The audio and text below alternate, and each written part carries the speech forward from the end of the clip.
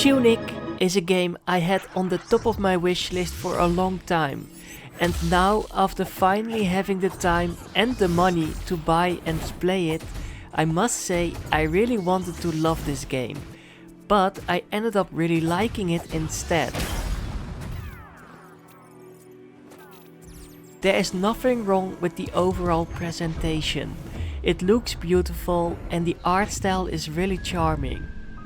The environments are really dynamic and have a lot of atmosphere. And the music is really something to admire. But without spoiling anything, the combat feels a bit stiff and generic, and this game has some design choices that could scare off some players. I'm a big Zelda fan, and I have played a fair amount of Souls-like games in recent years, but none of them have been so cryptic as this game. This game doesn't hold your hand at all. There's literally no tutorial or intro. You just spawn in this overworld and have to figure out what your objective is and how to reach it. There is no overall world map, only with the help of these instruction manual pages, which you will find occasionally in a non-chronological order, will you be able to find your next objective and figure out more gameplay mechanics and hidden secrets. Scrolling through this instruction manual just to see if you can find a map of the area you are in was a pretty fun and interesting experience, and just solving puzzles or finding new passageways by exploring every nook and cranny was really something I won't forget soon. It's a nice homage to old school games, where reading the instruction manual was necessary to find your way. But I'm not sure if everyone is going to like this design choice. You can't even read the language when you find something, or it's not fully translated. It's a bit overwhelming, to be honest, and it took me a really long time to get used to. Just know you will find everything you need in this instruction manual, but you will have to find the pages first. I really liked the overall design of this instruction manual. It gave me a nostalgic feeling, and seeing it expand over time was really enjoyable. But I would also have appreciated a bit more hand-holding here and there. I still have no clue what every ability card means, for example. Sometimes I noticed the effect, but sometimes I didn't. The combat is also something that took me a really long time to get used to. It became a bit more versatile after unlocking some new items, but I didn't really like how generic it was in the beginning.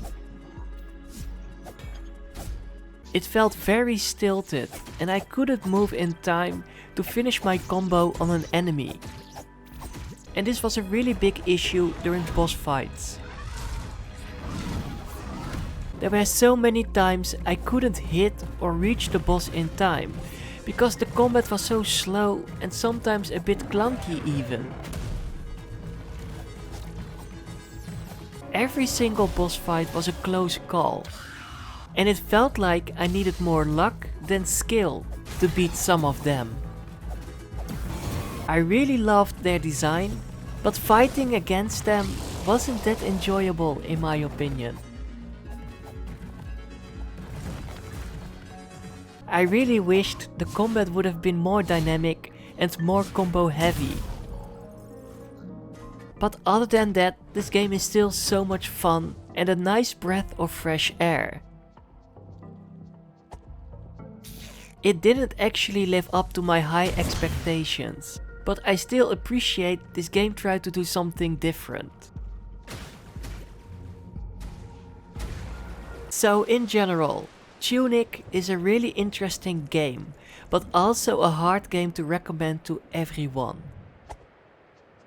I feel like it's a bit too cryptic for casual players, and the combat just misses that bit of extra flair to make it fresh and exciting.